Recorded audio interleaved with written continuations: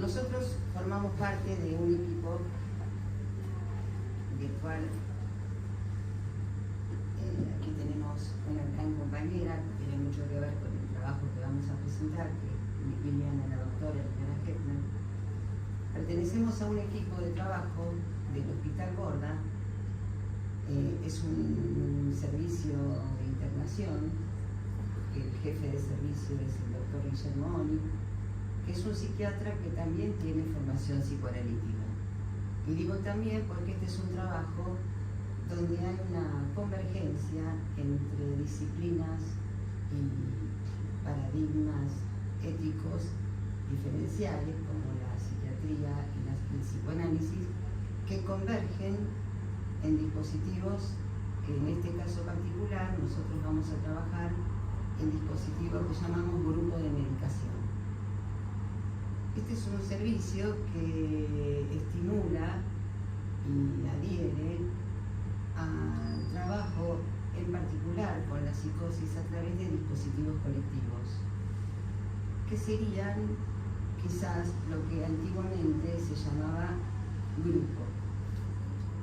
Si bien la palabra grupo proviene etimológicamente del italiano, que quiere decir conjunto de personas que pueden estar en el mismo lugar y al mismo tiempo, también viene es una palabra eurogermánica que dice krupa, con K y con doble P, que quiere decir mesa arredondeada.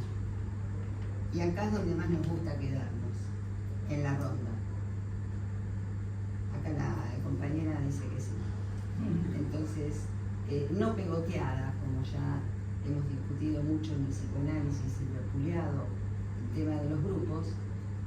Nosotros sostenemos que para un trabajo más eficiente con la psicosis, el trabajo entre semejantes y el trabajo colectivo es realmente mucho más eficaz que el trabajo individual.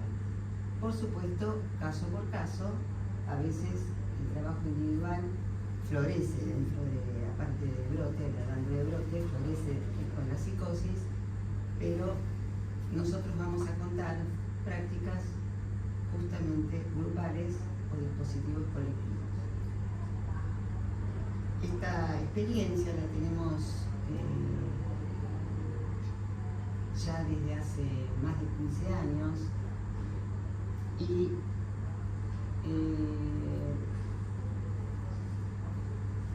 hemos experimentado con talleres artísticos, el taller de tango, el taller de literatura y el taller de música, y talleres que son más específicamente terapéuticos. No es que los talleres artísticos no lo sean, solo que estos tienen más especificidad, que es la asamblea de convivencia, el charlemos, que es un taller de conversación, lo más parecido a un grupo de terapia, y el grupo de medicación.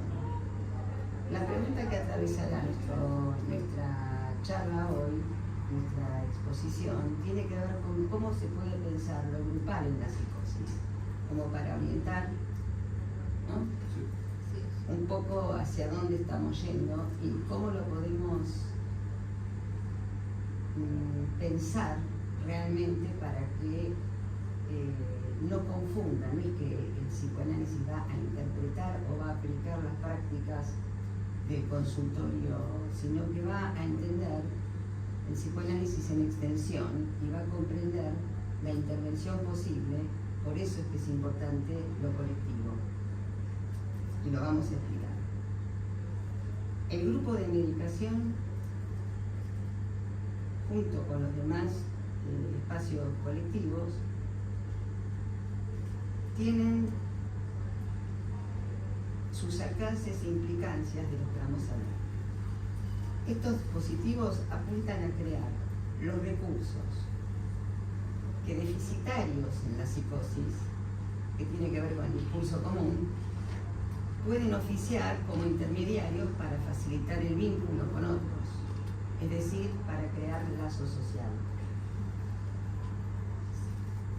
El grupo de medicación es el dispositivo central para llevar a cabo los tratamientos psicofarmacológicos ambulatorios.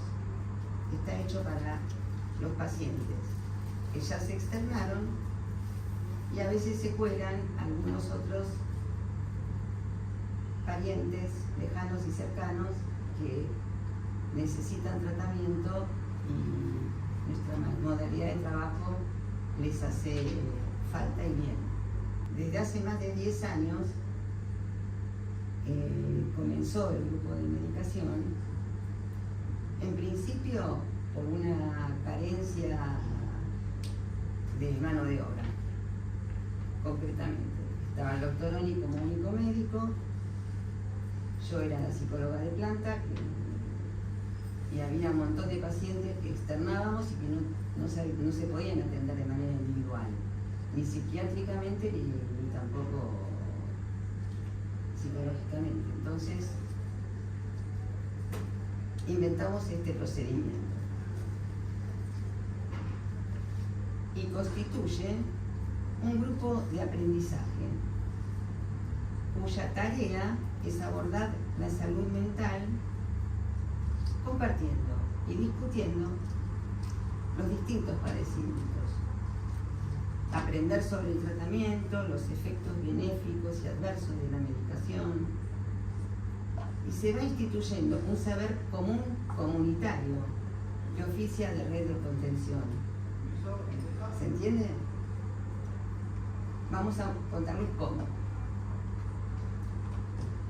Primero vamos a abordar el concepto del grupo como grupo operativo desde la perspectiva de Pichon-Rivière. ¿Por qué? Escuchen esto que no se puede creer. En la Argentina, las primeras experiencias grupales en salud mental fueron las que hizo el doctor Enrique Pichon-Rivière, que nació en 1905. Ay, sí, me falta la de Pichon. Ahí está, miren qué hermosura. Pichon-Rivière nació en Francia, vivió en el Chaco, se crió con los guaraníes y se recibió de médico, vino a Buenos Aires y se empezó a copar con otra cosa que sea la medicina y estudió psiquiatría y fue al Borda. En el año 40 ingresa al Borda y hace las primeras experiencias grupales de toda la Argentina, con lo que él denominó posteriormente grupo operativo. En los años 40, que esto es importante contextuarlo, por eso nosotros vamos a comentarles algo de los pioneros en la Argentina, porque en los años 40 comienza en la Argentina una serie de innovaciones y de información que viene llegando a través de psicoanalistas y de médicos que viajaban a Europa y a Estados Unidos y a Inglaterra, junto con un movimiento que es un movimiento de las comunidades terapéuticas, un movimiento en donde empieza a introducir un concepto diferente de la enfermedad mental, de los locos, que hasta ese momento eran la nave de los locos, ¿no? Con tratamientos, ustedes pueden imaginarse que la medicación psiquiátrica recién entra en mediados en el 52. Gonzalo Bosch, él ya había viajado a Europa y tenía la clara decisión de innovar completamente el hospital, en donde había maltratos, donde no había una enfermería capacitada, y lo transforma realmente, incluye asistentes sociales, incluye los talleres, que estaban de antes, pero no tenían la fuerza que tuvieron con Bosch, y empieza a introducir la psicoterapia en el Hospital Borda. La psicoterapia, chicos.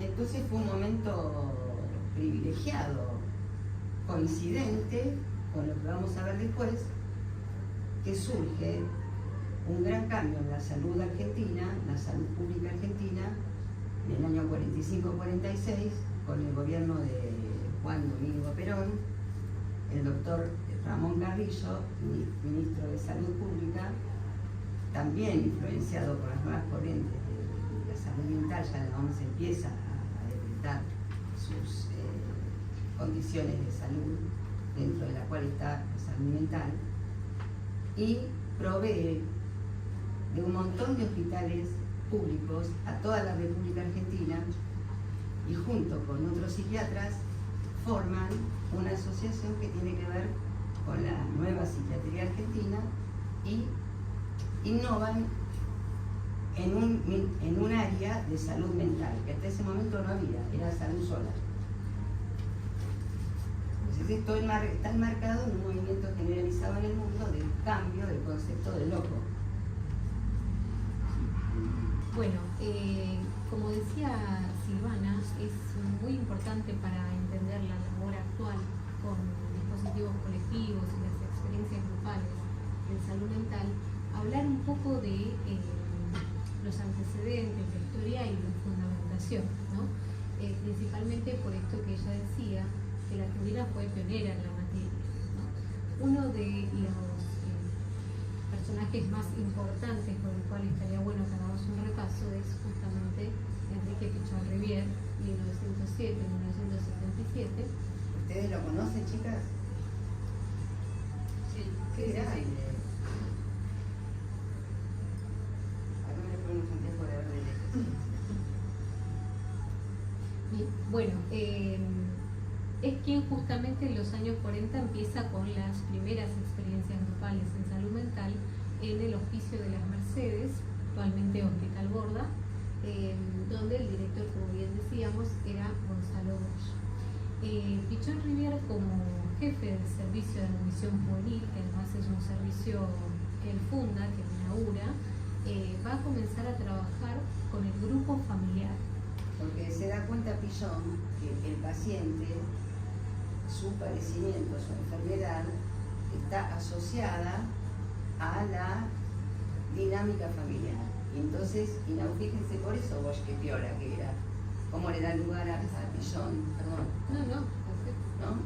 Miren que es un innovador, que en un hospital público haya un servicio especializado para jóvenes, y el tipo pensó que el adolescente sin la familia no tiene, pues él desarrolló toda una teoría acerca del paciente emergente, etcétera, etcétera, pero en esta época todavía no. Bien, otra de las cosas innovadoras de Pichón Rivière es que organiza cursos grupales para los enfermeros que en su momento no contaban con conocimiento de la salud mental de sus pacientes, ¿no? Para tratar pacientes psicóticos. Y en esas reuniones se transmitían información sobre las problemáticas de los pacientes y sus familiares, y estas experiencias inauguraron lo que podemos decir una nueva enfermería muchísimo más apta para la demanda de estos pacientes. Y este hecho que vamos a decir ahora también nos permite dimensionar un poco lo que fue Pichón Rivière, que en el Hospicio de las Mercedes, cuando a raíz de una huelga de enfermeros, para enfermeros, una situación de crisis, él le da cursos de enfermería a los propios pacientes para que estos pudieran manejar y manejarse en el servicio. A los que estaban un poco mejor, para que pudieran entender a los que estaban un poco peor. Bueno, como todo lo revolucionario va a generar algunas resistencias, ¿no? Dentro del hospicio, entonces trabajo con grupos, tanto los familiares, pacientes, enfermeros, y debido también a algunas denuncias delictivas que hubo en el lugar, rumores difamatorios sobre su persona, como en su momento me parece haber consentido la homosexualidad, le decían, es que, bueno, lo lleva todo esto a su renuncia, y si bien se aleja del hospicio, nunca se aleja del trabajo con los grupos. Claro. Bien. Sí. Otra figura fundamental para entender la labor actual es Jorge García Badaraco, 1923-2010, que Acá la compañera lo debe conocer, ¿no? La clínica. así es. ¿Estuviste en la clínica? No.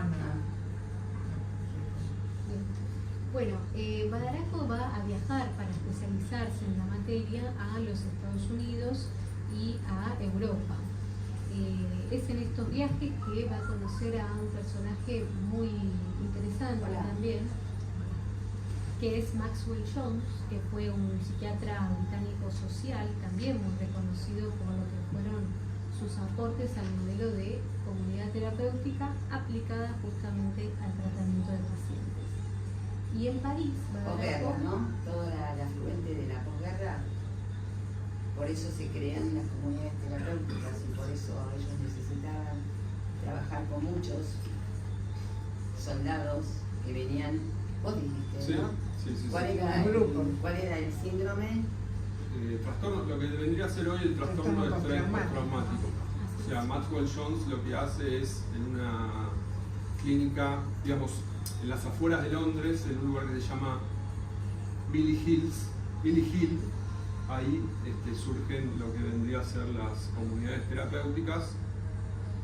Si no me equivoco, la patología ahí era neurosis de guerra, lo que vendría a ser hoy trastorno de estrés postraumático con los soldados de la Segunda Guerra Mundial. Claro, y él ya en ese entonces hace la prueba del autogobierno. Las comunidades terapéuticas lo que tienen de particular, a diferencia de los asilos, es que no hay una imposición permanente, sino que permitía que la asamblea de convivencia se extrae de estas experiencias de la comunidad terapéutica, la hemos importado beneficiosamente, en donde los pacientes ejercían el autogobierno, es decir, tomaban las decisiones acerca de cómo querían vivir, cuáles eran las reglas. En estos viajes que hace Badaraco para especializarse, también va a asistir al Instituto de Psicoanálisis en París. A su vuelta a la Argentina en el año 57, se va a convertir en el primer profesor titular de Psiquiatría y Neurología en la Facultad de Medicina de la Universidad de Cuyo. En el año 57, además, los psiquiatras reformistas justamente lo que van a hacer es crear el Instituto Nacional de Salud Mental y, como bien decíamos, todos los cambios generan ciertas resistencias y esto va a llevar a algunas residencias con los psiquiatras más manicomiales. Solo un año más tarde, en el 58, va a fundar lo que es la residencia en el Hospital Borda.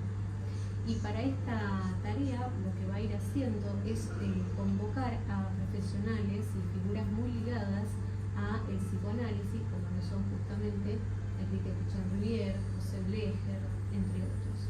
Marie Danker, que era una mujer alemana que participaba en la Guerra Civil Española, que participó en las huestes comunistas en Europa, y acá quería llevar el psicoanálisis también socialmente, y lo hizo. Y después se exilió, porque con la dictadura militar se exilió en México, donde terminan sus días, después de varios meses de siguiente de pasarla bien.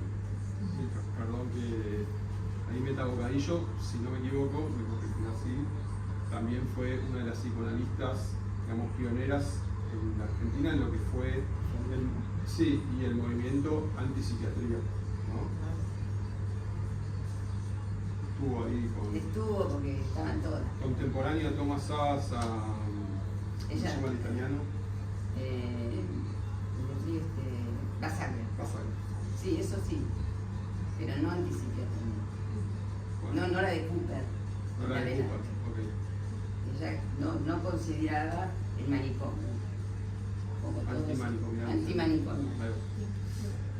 Bueno, y para de Badaraco también decir que solo unos años más tarde, en el año 65, va a fundar lo que es el primer hospital de día de Latinoamérica, que bueno, va a tener una impronta psicoanalista y es ahí donde se termina desarrollando el psicoanálisis multifamiliar. Y bueno, lamentablemente también, como Pichon-Rivière, va a tener algunos problemas con la institución. Vamos a pasar un poco por Mauricio Goldenberg, también psiquiatra, hace el posgrado de psiquiatría en el Borda con Gonzalo Bosch. Él se forma en Estados Unidos en lo que es psiquiatría dinámica.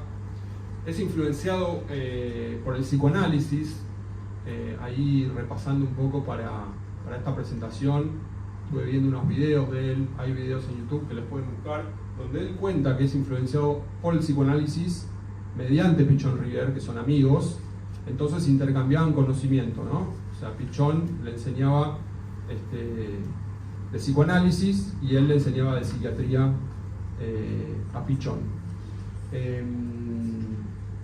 Utiliza lo que requiere cada paciente, tratamientos fisiológicos, psicoquirúrgicos, como la lobotomía y el electroshock.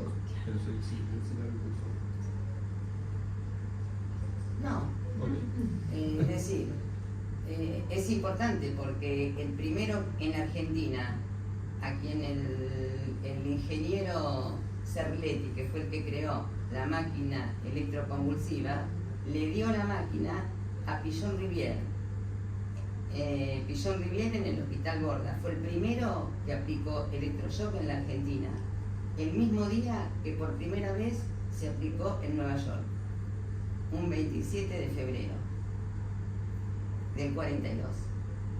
Después Pichon se retracta de la utilización generalizada, sí, sigue pensando que para depresiones puede funcionar, pero muy particularmente, no le agrada posteriormente, pero lo hizo. Entonces Goldenberg, que no le hacía asco a nada, también lobotomía no le conozco que él haya hecho a alguien. Yo conocí al último paciente lobotomizado en Gorda, en el 2000, o sea que hasta el 2000 no lo habían lobotomizado en el 2000, pero estaba vivo el tipo y coreando. Bueno, y como punto importante, en 1956 se hace cargo del servicio de psicopatología de un hospital general, que es el hospital de Lanús, y allí implementa estas nuevas modalidades terapéuticas de las que venimos hablando, convoca a médicos psiquiatras, y lo que me llamó la atención en el documento que vi en el video era que también convocó a antropólogos y a sociólogos, digo como dato y como esa amplitud que tenía. Exactamente. Bueno, otro de los pioneros también muy referente y que trabajó mucho con Pichon fue Fernando Ulloa.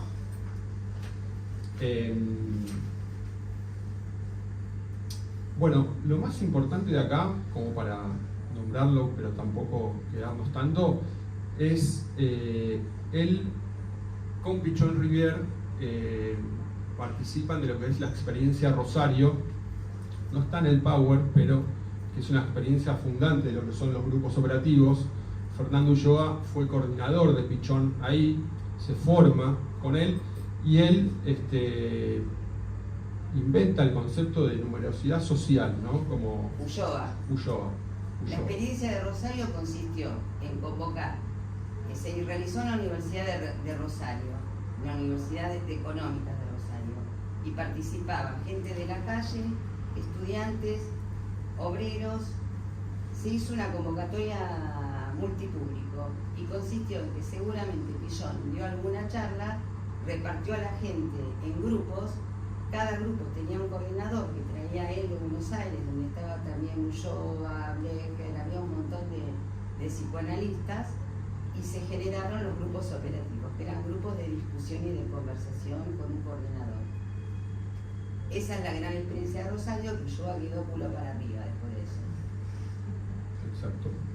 Bueno, actuó como perito de parte para Madres de Plaza de Mayo en juicios de apropiación de niños y también como dato escribió novela clínica psicoanalítica y otro libro que si no me equivoco ya es el último porque se editó después de la muerte, entiendo que es Salud Elemental, que ahí están las... Acá lo tengo. Sí, los trajo físicamente. Aún existe el libro físico, chicos. Sí, para no, este es un gran libro para quienes trabajamos en instituciones y en general, porque alude a un concepto que nos es muy importante para cuando trabajamos en instituciones, que tiene que ver con la mortificación institucional. Cuando ya la institución te hizo de goma, te está haciendo de goma, bueno, eso que mata el deseo, bueno, él habla de cómo eso existe y cómo hay que hacer para no dejar que te pase. Sí. En esto. Un aporte más de Ulloa interesante, también buscando información, es que él ve a los grupos como si fueran una tripulación, ¿no? Este es un concepto de como si fuera una tripulación donde hay que buscar un para qué, ¿no? Que esto un poco en diálogo con lo que nuestra intención de presentar, que es el grupo de medicación y los distintos grupos terapéuticos que están en el hospital, más específicamente en el servicio 25B, de la que, bueno, Silvana es la psicoanalista del servicio, está Liliana Hepner también, y nosotros... La jefa de sección y que también coordina también varios de los grupos terapéuticos que ahora vamos a explicar después de lo del grupo operativo. Sí, breve cosita más para agregar. Bueno, por toda esta historia y fundamentación que acabamos de hacer el recorrido, podemos decir que lo que hace al prestigio profesional, incluso el auge de la cultura, eran factores que se centraban y se daban en el hospital público. Los mejores profesionales, los mejores médicos se formaron en el hospital público y pudieron desarrollar ahí lo que fueron sus innovaciones, investigaciones, sus mejores esfuerzos e incluso a través de esto formar a nuevas generaciones de médicos y profesionales. Por eso es que nosotros podemos decir, y pusimos ahí como frase, que la meca de todos los involucrados en la salud pública, en la salud, era ingresar a algún hospital de Buenos Aires. Bueno, esta cháchara de los pioneros no es en vano, porque tiene el sentido de, primero, el gran defecto argentino que borra la historia. Y además, estos pioneros formaron lo que fue la Escuela Argentina de Psicoanálisis.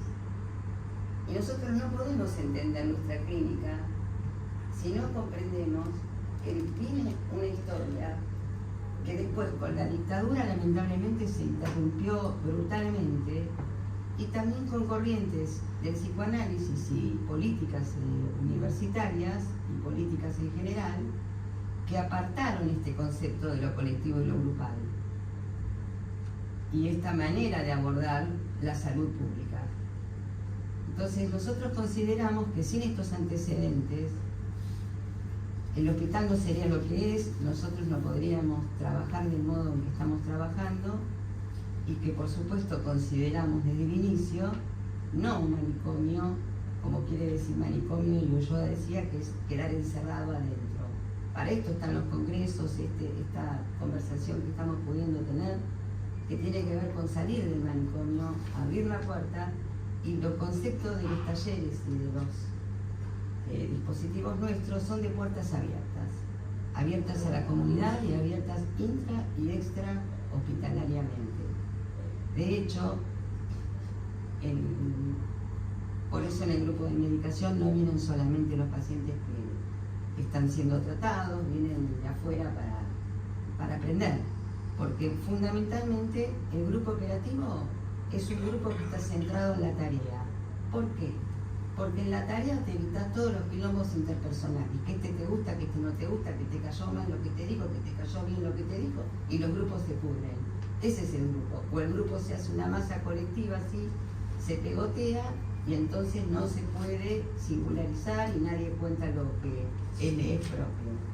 Entonces, nosotros dejamos esta relación con el mundo externo, que fuere tanto familiares, al grupo de medicación vienen familiares, vienen amigos de amigos que quieren aprender.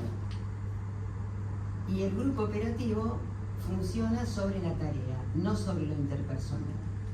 Cuando hay algo que va a lo personalizado, entre yo te quiero o no te quiero, que en la psicosis es tan fácil de que suceda en dos registros, el registro de la paranoia o el registro de la erotomanía, ¿sabemos todos qué quieren decir esas dos cosas? Qué suerte, porque es aburrido explicarlo. Si no, lo contamos. Entonces, se encuentra a través de la tarea la forma en que esto queda disipado, porque no es si te gusta o no te gusta, ¿tiene que ver con lo que está pasando, con lo que estamos enseñando, con lo que se está aprendiendo, con lo que se está discutiendo, o no tiene nada que ver? Entonces siempre volvés a la tarea que hace recircular la conversación o la actividad. Y esto es lo que sucede con el grupo de meditación. Taller de tango. El taller de tango está concebido con este criterio justamente de haber encontrado, cuando yo entré al hospital, los pacientes en la radio escuchaban tango. Lo digo porque ahora escuchan cumbia, que no puedo hacer nada con la cumbia. Pero cuando escuchaban tango, me pareció que podía ser un elemento simbólico que interligara al paciente internado con la comunidad, porque podías aprender a bailar y de hecho salir a bailar. Omar Viola, que es un organizador de las milongas de tango en Buenos Aires y que nos ayudaba siempre un montón, decía: hay más locos en la milonga que en el hospital. O vengan a bailar al Borda, que hay hombres. Porque en la milonga había pocos hombres y muchas mujeres. Vamos a pasar un video. Entonces, estos son 12 herramientas que utilizamos para fecundar esta relación con la comunidad. Uno eran festivales donde venían profesionales y cantantes y bailarines que estaban muy renombrados dentro de la comunidad tanguera. Incluso venían muchos extranjeros, porque los extranjeros que venían a aprender a bailar a la Argentina y venían, les interesaba un montón y también les despertaba curiosidad qué pasaba en el Borda, pero además porque primero estábamos dando clases de nivel, y segundo, en los festivales venían formaciones como La Chicana, Lidia Borda, este otro muchacho, bueno, uno de los cantantes de ahora de tango muy Cocuso. Bueno, venían gente que estaba muy en el escenario dentro del tango, no venía la resaca del tango. Y las clases eran quincenales y venían también profesores de la Asociación de Bailarines de Tango, después hicimos convenio con la gente de la Universidad de Tango. ¿Esto por qué lo explico? Para mostrarles la importancia de la relación con el mundo externo. Y venían un montón de gente de afuera y el paciente internado con esta conexión se normativizaba completamente. Cambiaba el discurso, porque estás hablando ya adentro todo el tiempo con locos, estás hablando y bailando con gente, bueno, vamos, te cambia el discurso. Digamos, se crea un discurso nuevo, que es el discurso común, bailemos tango. Como grupo operativo, ¿por qué funcionaba? Porque la tarea era aprender a bailar. Y no era una cosa, bueno, bailás así como el culo y baila igual. No. Tenías que aprender los pasos básicos, tenías que repetir, y lo que había un momento en donde se criticaba el baile, cada pareja mostraba, venían bailarinas de la comunidad de baile de tango y venían también de la Universidad de Tango. Se decía: esto lo hiciste bien, cómo era el ritmo, se le juzgaba para aprender cómo había salido en cada pareja. ¿Para qué? Justamente para trabajar sobre la tarea, y no me gusta, no me gusta. Si no se había seguido el ritmo, si la mujer se había dejado llevar por el varón, etc., con un abrazo, que era un abrazo de aula, de clase, no de tango, por razones para evitar la parte erótica al pedo, ¿no? Entonces era un abrazo de práctica, no un abrazo de... Tenemos video, ¿o querés decir algo más sobre eso? No, quiero decir que también fuimos a bailar en milongas. A la Ideal, a la Glorieta, bueno, no sé de quién ya... Sí, dale. No, me intrigaba saber en qué año está. Desde el 2001 hasta la pandemia. Iba a decir la peste, pero bueno, hasta la pandemia. En la pandemia se disolvió el equipo. Era interesante porque bailaban los pacientes y de repente aparecían profesionales, entonces había mucha interacción. Muchos profesionales que nunca aparecían, de repente estaban ahí bailando. Pasaron más ¿La cosas. primera actividad que hace las puertas abiertas? Acá hay una pregunta. Sí, pasaron. Perdón, ¿es la primera actividad que surge como con apertura al exterior del Borda? Mirá, yo creo que sí.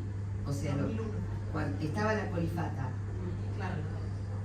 La colifata también, pero el antecedente con el que yo entré al hospital es la experiencia de Alfredo Moffat y de Pillon River, que fue discípulo de Pillon River, que ellos hicieron la peña Carlos Gardel, que era una ronda entre que todos tocaban música, había choripán y hablaban.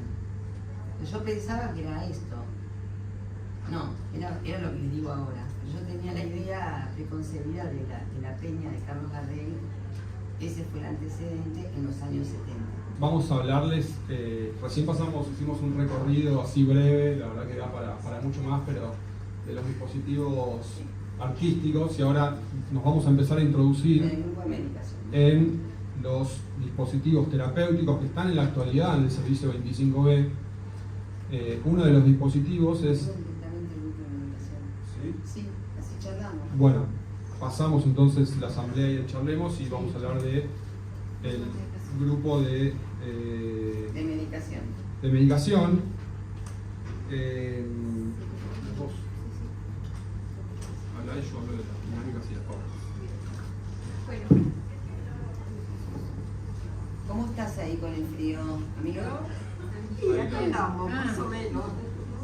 Bueno, el grupo de meditación, como ya veníamos introduciendo un poquito, es el dispositivo principal que tiene el servicio para que se desarrollen o llevar a cabo lo que son los tratamientos psicofarmacológicos de los pacientes. Ambulatorios, sí. Bueno, como bien decíamos, se constituye un grupo de aprendizaje en este dispositivo, porque los pacientes lo que terminan haciendo en el grupo es, justamente por su tarea que es abordar la salud mental, hablar del propio padecimiento y escuchar el padecimiento de los demás, ¿no? Discutir lo que son los efectos benéficos de la medicación, las mejorías que sienten y también los efectos adversos de la medicación. Vamos a hacer una pasada rápida por lo que sería el encuadre del grupo de medicación, ¿no? Que es obligatorio para todos los pacientes ambulatorios y para los pacientes internados en prealta. Como ya nombramos, es abierto para familiares, para amigos que quieran participar o que quiera acompañar al usuario del grupo de medicación. Se lleva a cabo una vez por semana, los días jueves, después del dispositivo Charlemos. El dispositivo Charlemos también es un dispositivo que amortigua un poco la llegada de familiares y a las personas que vienen al grupo de medicación, y es coordinado por médicos, psiquiatras, psicólogos y estudiantes que acompañamos ahí en el servicio. La dinámica es como ya nombramos, ¿no? Cada paciente se presenta con nombre, apellido, dice su diagnóstico y la medicación que se encuentra tomando. Se describen los síntomas previos a la ingesta de la medicación, sus cambios y los efectos adversos que pudieran aparecer. Agrego una cosita más que me parece súper interesante, que a mí, por lo menos cuando vi este dispositivo, me gustó mucho, que es el diálogo permanente entre lo que puede ser, como estudiante de psicología, ¿no? El diálogo permanente que aparece en el dispositivo entre la psiquiatría y la psicología, cosa que no lo había visto nunca. Mucho en la facultad nos peleamos y está esa rivalidad a veces entre psicólogos, psicoanalistas y la psiquiatría, y a mí me pareció como bastante interesante lo que pasa en el grupo de medicación.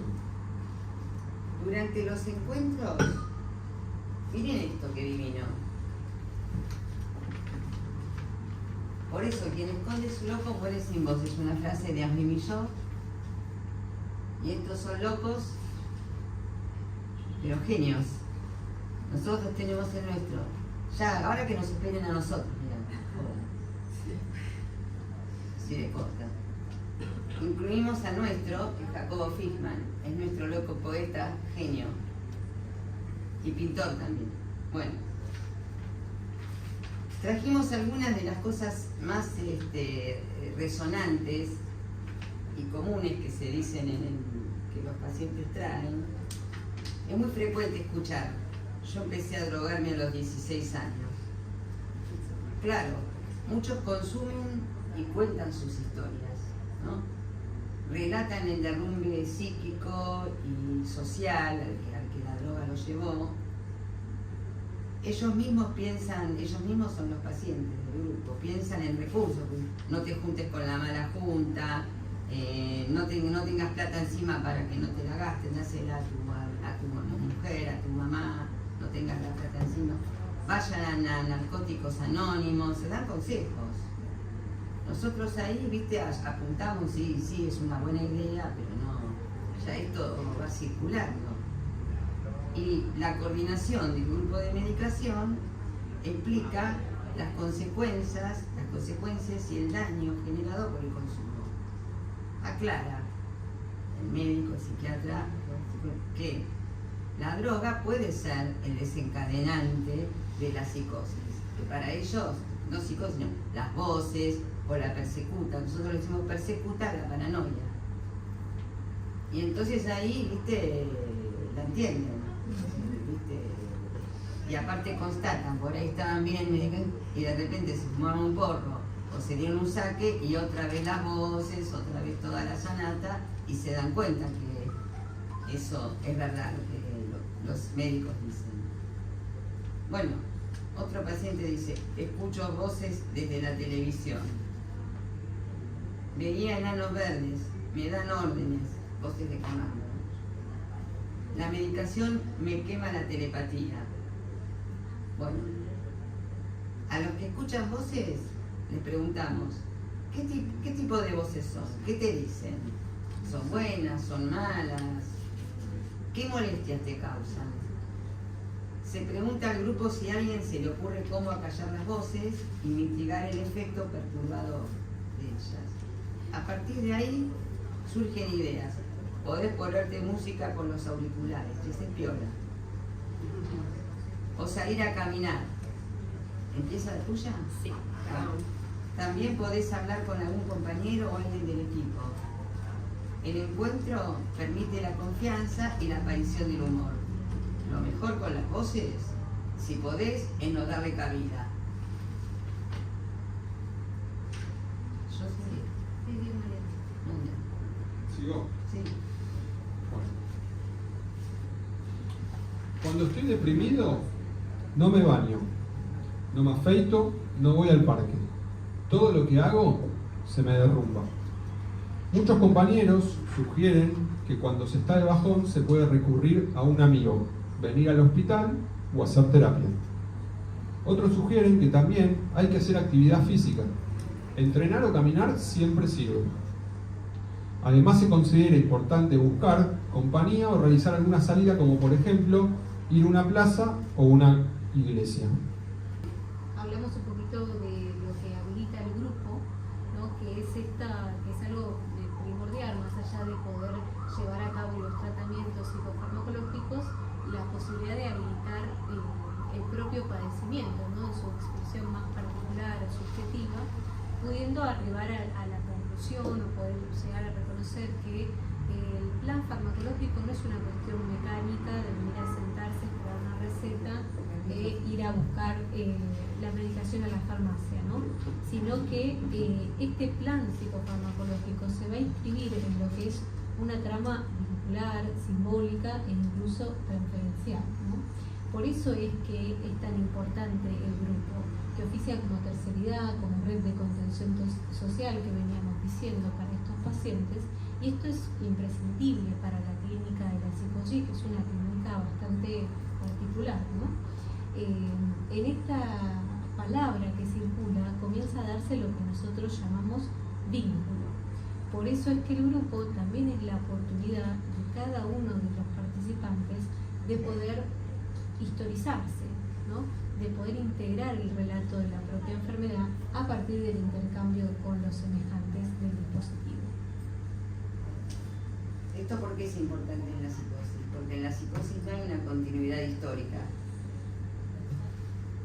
Y entonces cuando empiezan a hacer su propio relato, que en la neurosis tenemos que tratar de zafar de nuestro propio relato, la psicosis no existe relato, armar el relato y que se va armando también con los pedazos de los otros, es lo que también tiene que ver con la estabilización. Son 5 minutos más. Bueno, el otro que a nosotros nos influenció, pero no nos da el tiempo para abordar mucho más en esto, es Lacan. Que Lacan dijo en un seminario que empieza a ser un punto de cambio en Lacan, que se llama el seminario 1, él dice que discurso es vínculo. Quiere decir que al hablar estableces el vínculo. Si bien Lacan se refiere al hablar como que todo ser viviente habla y por eso puede forjar el vínculo, nosotros lo tomamos para la psicosis.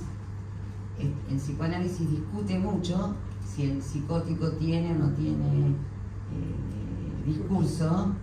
Nosotros sostenemos que sí, que hay vínculo y que por el vínculo se suscita la estabilización. Llegamos a la conclusión que este tipo de trabajo con, como dice acá la amiga, el control de medicación o grupo de medicación, ¿aceptamos? Ahí está, hemos observado. Una adherencia mayor al tratamiento, una reducción significativa de las recaídas, una disminución de las reinternaciones de los pacientes, el aprendizaje y el mejor manejo de los efectos adversos de la medicación. Y sobre todas las cosas, ¿estás acá? Sí, Constatamos que el acompañamiento del grupo de medicación mejoró la calidad de vida de los pacientes. Y de la familia. Y de la familia, gracias. Y de la familia, porque los familiares... Me gustaría saber de dónde son ustedes y qué... Un segundo más, señorita. 5 minutos más. Bueno, yo soy del Hospital Italiano de Salud Mental, donde Goldenberg armó el servicio, y antes estuve en el Hospital Ferroviario, pero estoy en el equipo de grupo Pareja y Familia, y en la parte del grupo me dedico a grupo de control de medicación. En general se mezclan todo ambulatorio, los psicóticos con los no psicóticos, y grupos de 20 años más. Yo entré hace 25 años y ya estaba.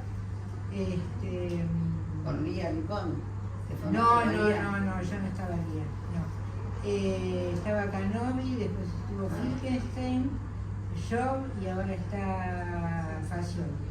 Pero se van cambiando. ¿No querés darnos Sí, datos así intercambiamos? Sí, porque no se encuentra fácilmente otro servicio donde haya control de medicación, ni trabajos, ni nada, porque de la guerra, esto que vos decías postraumático es lo único que hay. Y los grupos los organizó la gente de grupos. La gente de grupos organizó la parte tiene internación, hospital de día, equipo de grupos. Entonces organizó dentro del equipo de grupos la parte de control de medicación, por una cuestión de demanda en principio, y yo te digo, los grupos que están de hace 20 años, prácticamente la medicación no es el tema es la terapia. 100%. Claro. Sería bueno tener... Después, Sí, ahora que van ustedes, compañeras, chicas. Ustedes... Hola. Yo soy, bueno, en este momento estoy trabajando en la clínica San Miguel, en la sucursal de San Andrés, o sea, San Martín, ¿no? Es el partido de San Martín. Yo trabajo en consultorio con la red de PAMI, que en realidad yo trabajo para la clínica San Miguel. ¿Y también tenés que ver con grupos y eso? No, yo no tengo que ver con grupo, pero me interesa la parte de medicación. También me acordaba cuando ustedes hablaban de, bueno, que yo estuve también a veces en el hospital Borda, ¿no? Hace muchos años, y sí, me acordaba de la Colipata, bueno, del servicio 74, bueno. O sea, conozco, ¿no? ¿Y las chicas? Cursos. Somos de Coronel Suárez, Wow. las dos psicólogas. Qué genial. Yo estudié acá en la UBA y en mis primeros años me hicieron acordar, no me acordaba, fui al Borda con Pan del Borda. Sí. Que había talleres de cocina y eso sí. me hicieron revivir toda esa época hace más de 10 años. Sí. Y Eso llegué fue acá lindo porque del siempre me positivo. interesó los grupos y estábamos dando vuelta y dijimos, bueno, vamos a los grupos y llegamos acá por eso. ¿Y qué les pareció? Me encantó volver a revivir nombres, genios, Bueno. capos, llenos. Me encanta. Sí. Gracias. ¿Y vos también? Yo trabajo en grupo en Patronato de Liberados con varones que tienen causas por violencia de género.